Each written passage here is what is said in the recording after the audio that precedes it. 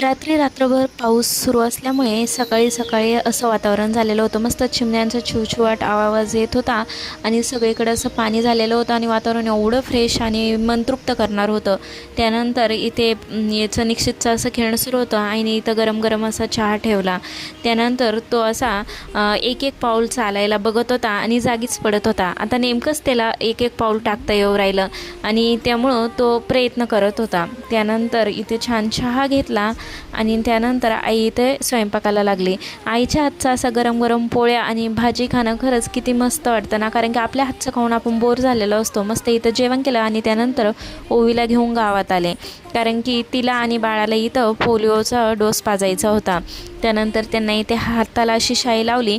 तिने हाताला शाई मात्र शांततेत लावू दिली, कारण तिला मी म्हटलं त्या नेल पेंट लावतात म्हणून तिला मस्त वाटलं. त्यानंतर बाळालासुद्धा इथे हाताला शाई लावून घेतली. तो सुद्धा खूप शांत होता, त्याने सुद्धा शाई लावू दिली. पण त्यानंतर पोलिओ जेव्हा 2 थेंब प्यायची वेळ आली त्यानंतर मात्र आमचं रडगाणं सुरू झालं. नको नको म्हणून ती त्यांना हातच लावू देत नव्हती. त्यामुळे इथं बाळाला पहिलं डोस देऊन घेतला आणि हिने तोंड दाबून घेतलं. दातं पूर्ण पॅक केली. 2 थेंबही टाकू देत नव्हती, पण बळजबरी तिथे तिला 2 थेंब पाजले आणि त्यानंतर तिने रडली. अशा प्रकारे आम्ही त्यांना पोलिओ देऊन घरी आणलं. भेटू नेक्स्ट व्हिडिओमध्ये. बाय.